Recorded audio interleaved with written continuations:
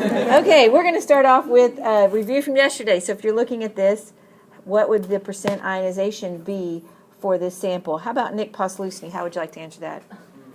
Well, there's 2 dissociated, and that means that there were 8 total. So it's 2 divided by 8, which is 1/4, which is 25%. Good job. Mental math skills. Very good.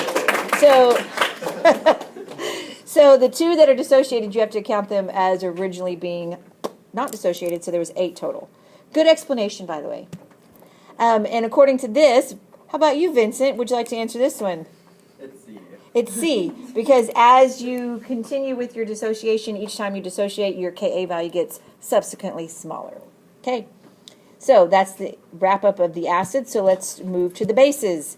The hydroxides of group 1 and 2 are always going to be strong bases.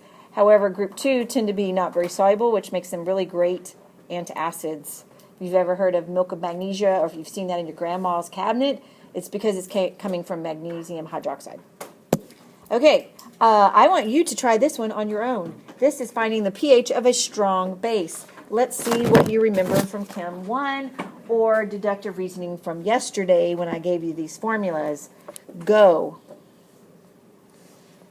Okay, so you should have gotten 12 because it's a strong base, so just like a strong acid, we can directly take the negative log of the concentration. The problem is the concentration is going to be your OH. So when you take the negative log of that, you have a POH.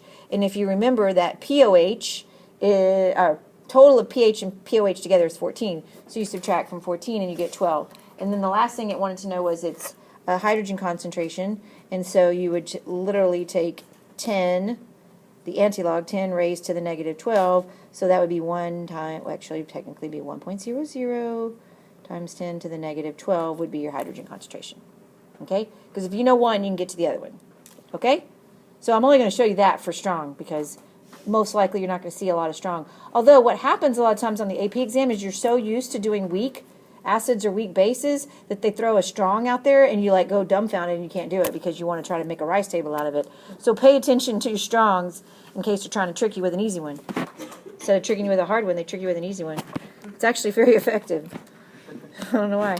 So calculating pH of weak bases, you know what you're going to need, right? A rice table. A rice table. Yeah, you got to rice it out. Okay. Weak bases are bases that do not have OH directly in them. However, they do react with water to produce an OH. Common examples, most common is ammonia, NH3. You will see methylamine, which is CH3NH2, and you'll also see some ethylamine as well. Okay. So let's jump into it. Just like before where you have conjugate acid, conjugate base, so you have your base. Remember, bases accept the proton, so what happens after it accepts the proton is it becomes a conjugate acid. Okay, so NH3 is a classic example of a weak base. It's going to accept the hydrogen from the water, and it becomes NH4 plus on the other side, which is a conjugate acid. And then the water gave away that hydrogen, so it becomes an OH on the other side, which is the conjugate base of the water. Okay? Most of our weak bases are going to involve some nitrogen. All right, this is your base dissociation constant, your Kb, which is a lot like the Ka, except instead of, you still have the conjugate on the top and you still have the base on the bottom, but instead of the H plus, you're going to have an OH minus. But it's similar in that you have no water and that the undissociated is going to be on the bottom and then the dissociated on the top. Products over reactants, right? Okay, here is the basic difference between doing a weak acid and a weak base. And it's also, the basic difference is usually where kids forget to do it. You're going to calculate them exactly the same in terms of x squared over the concentration is equal to this time the Kb. But when you get that x, you got to remember that that x is now hydroxide.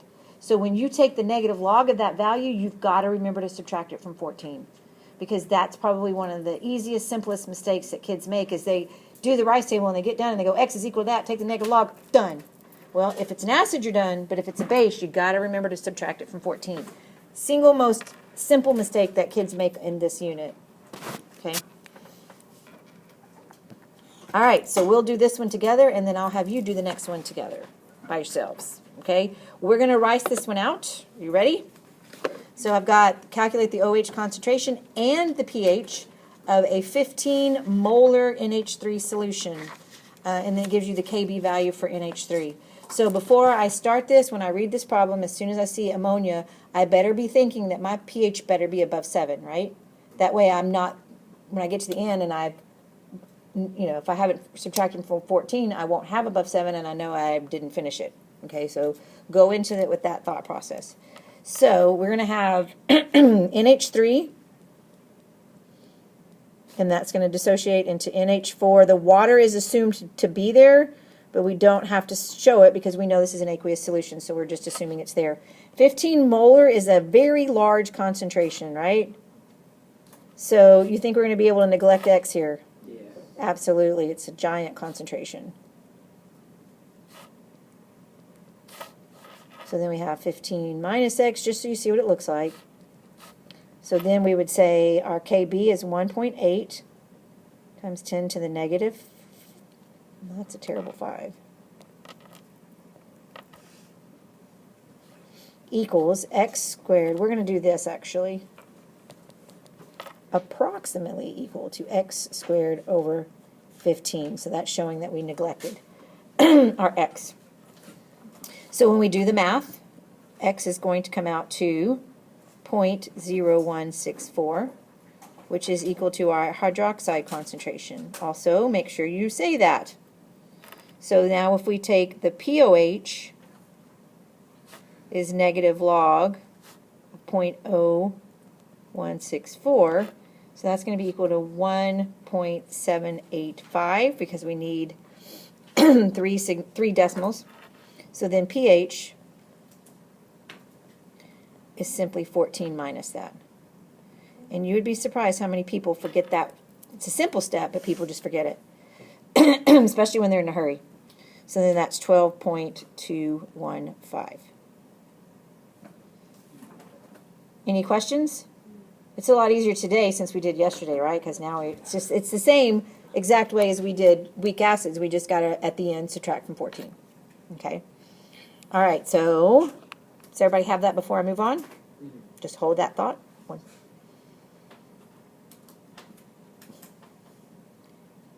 So at this time, we're going to give a shout out to Shannon and Cameron because they've been absent. So they'll be watching these videos. So everybody say hi to Shannon and Cameron. Hi, Shannon. There you go. Okay, so pausing the video and freezing the screen so you can work this one. All right, hopefully you got 12.32. Why did you go to 2 decimal places there? Because it's 2 significant figures in the concentration, 1.0. I thought it was just decimal points in the concentration. No, it's sig figs in the concentration is the same for decimal points in the pH. Okay, I thought it was decimal points in the concentration. No, sig figs in the concentration, then this is good to clarify. You look at your significant figures of the concentration, and that's how many decimal places you put in the pH. Oh, Okay? And that's an easy thing to get confused. But again, it's 1 point on the exam. If they happen to do it on that and you miss the point, it's not going to make or break you. Okay? All right. Determination of pH salts. Okay? pH salts. Okay? The pH of salts is different based on what is reacting together. We are taught when we're in Chem 1 that and by salts I don't mean just sodium chloride, right? Okay? Salts are a class of compounds where you get the cation from the base, the anion from the acid. And they make this whole class of compounds called salts. Okay? NaCl or NaCl just happens to be one of them. But there's a lot of them. Okay? And so most of them that you've been learning about so far were neutral. However, they're not all neutral. Some are basic salts and some are acidic salts. Okay? A neutral salt is a salt that's formed from a strong acid and a strong base. Okay? So if I have sodium hydroxide, hydrochloric acid, I make NaCl. If I have potassium hydroxide, nitric acid, I make potassium nitrate. Okay? So when we're thinking of this, we're going to think of it, no, don't ever say this, but you're going to think of it as a tug-of-war between the strong and the weak. Okay? So strong is a neutral. There's no winner. But if I have a weak versus a strong, the strong is going to win. Okay? So whatever is stronger, the acid or the base, is going to make that salt, either acidic or basic. Okay? So we can think of it that way, especially on our multiple choice questions, but if they ever ask you to explain it in a FRQ, or they ask you to show them the equation that shows you that it's acidic or neutral, please do not say tug of war. This is just, we have some things that we say to help us think of them, but we never write them. Like we never assign personification to our compounds, but sometimes we'll say, oh, they want to win. Yeah, they do, but that they can't. They're not real. So if it's a strong base and a weak acid? It'll make a basic salt. Yeah, we're going to talk about that. So acidic salts are going to come from a strong acid and a weak base, okay? Because the acid was strong, so it wins the tug of war. Again, not the real reason. Okay, so our example here is ammonium chloride. Ammonium chloride is going to come from ammonia, NH3, and hydrochloric acid. Hydrochloric acid is strong, ammonia is weak. So that weak acid, the weak base loses to the strong acid. But here's the real reason. The cation, because remember, strong makes weak, weak makes strong. The cation, which is weak, hydrolyzes the water molecule, okay? So NH4 plus is going to react with water and produce H3O plus, which is a strong acid, and NH3, which is a weak base. So that is why the overall salt is acidic, okay? And that would be something that you would need to know how to do. They have asked that before about show me the reaction of the conjugate and how it's a weak or strong, okay? If it is a basic salt, that means you got a strong base with a weak acid. Again, the base was strong, so it wins the tug of war. We don't say that. That's just how we think of it, okay? In this case, we have sodium acetate. Sodium is coming from sodium hydroxide. The acetate, of course, is coming from acetic acid, which is weak. But the real reason is the anion, which is the acetate. Weak acid makes strong conjugate base, right? Okay? So the strong conjugate base is going, that's all shifted over a little bit. That weak acid goes over there with acetic. On the screen, I think it's right on your paper. Okay? So that acetate is going to react with the water. The water is going to donate the hydrogen to the acetate, so it's going to be acetic acid on the other side, but it's going to leave behind a strong hydroxide. Okay, yes? What happens with weak? Weak, they will not ask you to predict that. You have to be, we have to do a calculation for that to know what that was going to be. Yeah, so we have to do that. Okay, we don't do a lot with weak. Like when we're titrating, we're not going to do a weak and a weak. We're going to do a strong with a weak. Yeah, because all kinds of craziness goes on. All right, when determining the exact pH of salt solutions, we can use the Ka of the weak acid form to find the Kb of the salt. Or we can use the Kb of the weak base to form the Ka of the salt.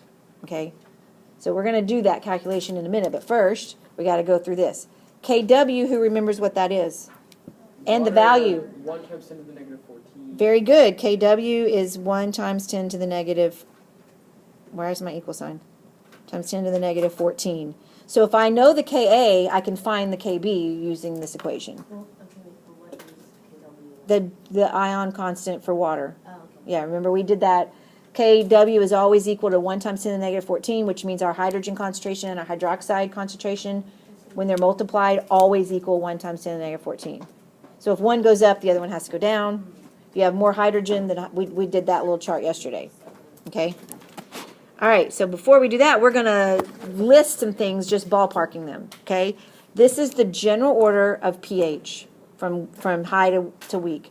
We expect strong base to be the highest pH. We expect strong acid to be the lowest pH. So the stuff in the middle is what we gotta have to go with. So after strong base comes weak base, then comes basic salts, then comes neutral salts, then comes acidic salts, and then weak acids and strong acids. Okay? So if you're asked to rank some stuff, identify what they are and then rank them that way. Okay? So guess what I'm gonna ask you to do? I'm gonna ask you to rank some stuff. Okay? We'll actually do this together. Okay? So sodium hydroxide, we know that's a, please tell me strong base, SB. Okay? And we know HBr down at the bottom, we know that's a strong acid. So let's get rid of the easy stuff first. What's something else that very quickly we know that it's going to be something? H3PO4. H3PO4 is weak acid. Okay? Find me something else that you know right off the bat. KCl. KCl, what's that? Neutral salt. Neutral salt, it's NS. What about that CH3NH2? We just saw that a while ago. We did a calculate. That's a weak base. That's methylamine. WB. All right, now let's look at sodium cyanide. So if we have sodium cyanide, where did the sodium come from? It came from sodium hydroxide. So it came from a strong base, and then it came from HCN. HCN is weak acid. So what kind of salt is this? Basics. Yeah, it's a BS. I don't know why y'all are laughing. Okay? And then we have NH3 and NO3. So NH3 is coming, or NH4, NO3, ammonium nitrate. So the ammonium is coming from what base? NH3, which is a weak base. The nitrate is coming from nitric acid, which is a strong acid. So that is a acidic salt. Okay? So now let's just rank them. This says in order of decreasing pH, so that means I'm going big to small. Okay? Large to small. Y'all should write that down when you see things like that. People are still getting them backwards. So if I'm decreasing my pH, my highest pH is going to be NaOH. And then tell me what comes next. CH3NH2. Then NaCN. NaCN. Then, KCl. yes, Then NH4, NO3. yep.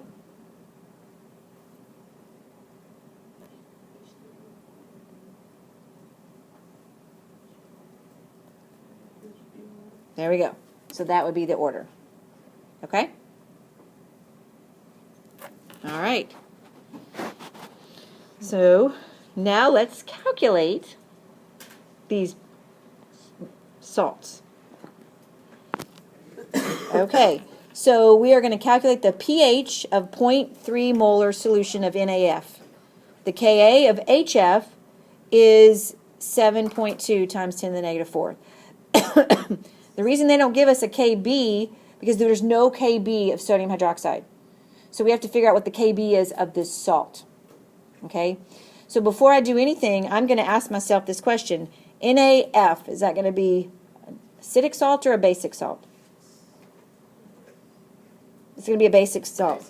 So the reason I want to know that is when I go through this problem, when I get to the end and I get a pH, I better be in the basic range or I did something wrong. So it's just something to keep in mind as you go through the problem. Okay? So first thing we need to do is calculate the Kb of the salt. Okay? HF is a weak acid, yes.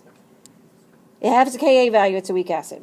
So we are going to calculate the Kb of this salt by taking Kw and divided by Ka.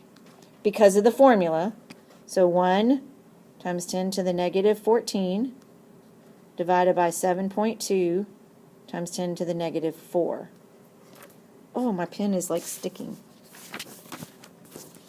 Okay, so when we get that, we have 1.4 times 10 to the negative 11. Okay, so if I'm adding this to water, this is how I would write my conjugate and why it's acidic or basic. It's going to make HF plus OH minus. Okay, so this is 0.3 because it's from the original amount, right? Because that's going to completely dissociate because it's a ionic compound and sodium is always soluble, so it's going to dissociate. We don't care about water. Plus X, and no, that's 0, sorry. 0, 0. So minus X, plus X, plus X. So 0.3 minus X, X, and X. Okay? We have a fairly small Kb value, so we're going to be able to neglect X. Okay? So we're going to say 1.4 times 10 to the negative 11 is approximately equal to X squared over 0.3. Do you agree with me so far? Okay, so when I do my calculations, I get X is equal to 2 times 10 to the negative 6. Definitely within the 5% of 0.3. So I'm going to take which is equal to my what concentration here? OH, very good. So I'm going to take the negative log of that, again, write it out. I'm running out of room, so I'm going to do the arrow, which is going to be 5.69. I'm not done. pH is 14 minus 5.69. So my pH is 8.31. And because I have two sig figs in my concentration, I need 2 decimal places. Any questions? Because y'all are fixing to work one on your own. Does that make sense why we did that? Here's the main thing I need to know if you understand. I need to know if you understand why I did that. Oh, that worked good today. Why did I do that? That's better than the circle, isn't it? Why did I do that? Where did the NA go? NA, we don't care about it. It's a spectator. It's not contributing. So when I'm doing an acid-base reaction, so we're getting the cation, right? For the salt, we're getting the cation from the base. We're getting the anion from the acid. Okay, what it makes, especially if it's a soluble salt, they're spectators, honestly, because they stay aqueous. But then what's happening here is the fluorine is reacting with the water, which is going to reproduce the HF and some acetic acid, which is weak. And the hydroxide, excuse me. I don't know where I got acetic acid. That was another problem we were looking at. Sorry. I have lots of ions, spectator ions in my brain. Yeah. Okay. So because it's with that strong base doesn't have a Kb value. But we need the Kb value of this salt. Okay, because it does have a pH. Okay? Yes. So NaF is a neutral salt, right? No, it's a basic salt. We just said it. NaF is a basic salt. Because it's a strong base reacting with a weak acid. Oh, because the HF is weak. Oh my gosh. Okay. HF is a weak acid. Because I kept thinking in my head, it was like a neutral salt. Wouldn't a neutral salt have a Ka and a Kb value? No, a neutral salt's going to be a pH of 7. You don't have to do that calculation. Okay.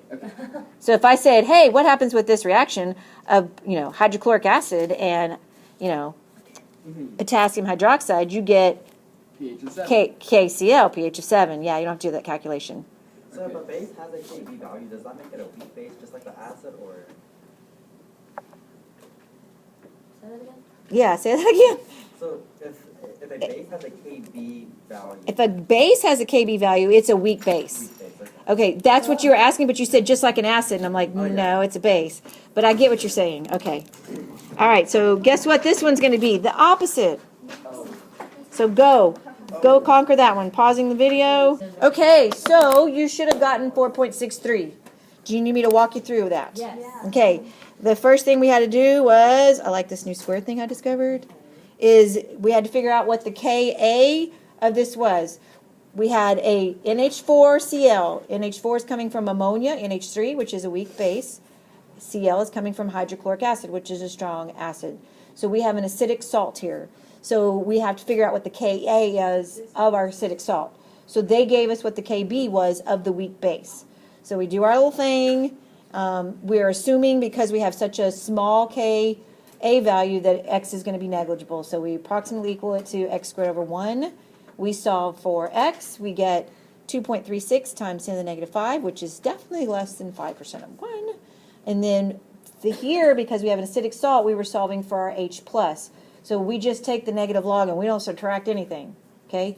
But again, if we had approached this with, hey, I've got an acidic salt, I'm going to need a pH of less than 7. Okay? Any questions? So if you have an acidic salt, you'll always be solving for the H+. Yeah, exactly. If you have an acidic salt, you're going to be solving for H+. If you have a basic salt, you'll be solving for hydroxide, and then you got to subtract from 14. Oh. Good things to keep in mind as we go to the problem. That when we do this little step here, oh, I like doing this thing. When we do this little step here, if we are acidic salt, we know we're solving for H. If we're a basic salt, we're solving for POH, and we got to tell ourselves, subtract from 14. By the way, the square works way better than the circle. See, watch. Well, now I know how to use the circle better. I I got to start above it, not on it. It's a new tool I learned. Yeah, no, that's the thing. Okay, when a certain salt is dissolved in water, this is not in your notes, this is just let's see if our brains are working. When a certain salt is dissolved in water, the pH of the resulting solution is 8.42. And it says it's a salt, and it's 8.42. So what are we looking for? A basic salt. So we're looking for a what? Strong base, weak acid. So what can we immediately throw out? Can we throw out A? Absolutely, that's strong, strong. Okay? Get rid of A. Can we use B? No. No, that's a strong acid and a weak. Get rid of it. What about C? We got acetic acid, and we got, yeah, so we're going to put a check mark by that because that's a possibility. And then what about the last one? Weak acid, weak acid. Well, that for sure doesn't work. So that is the correct answer. So see how we did process of elimination? You should be approaching this with process of elimination. Okay. Last little bit of the notes and we are done. The answer is C. Y'all are so right. See? C. Okay. Acidic and basic oxides. This is from Chem 1 when we did types of reactions. A metal oxide is going to give you a metal hydroxide. So metal oxides will be basic. They will produce basic solutions. Okay? Metal oxides will give you metal hydroxides. Non-metal oxides give you acids. And remember when we used to balance the non-metal oxides with acids, we did them backwards, and we'd leave that subscript until the end to see, like, if we had, if we had H3PO4 or H3PO3. I don't know if y'all remember that or not. A little bit. Yeah. Okay. All right. Salts of highly charged metals produce an acidic solution. And highly charged metals, what they are is these are called coordinate complexes. They used to be a bigger deal in AP. They used to actually make you synthesize them. Not synthesize them, but like show you how you could create them. They won't do that anymore, but they would show you this. Okay? How do I know if it's a highly charged or coordinate complex? It looks like it shouldn't. Aluminum shouldn't look like it could hold 6 water and then have a +3 charge. Yeah, doesn't that look weird? Then it's a complex ion, which means it can do complex things like make an acidic solution. Okay? Does some crazy things, these complex ions. Okay? And then, so when you're looking at those complex ions, the higher the charge of the metal ion, the stronger the acidity of the hydrated ion. And that's because the electrons are pulled away from the OH bond and toward the positively charged metal. Iron and aluminum behave this way. And I believe that is the end of our first section of notes. I'll do, tomorrow I will do showing you how to estimate pHs without a calculator.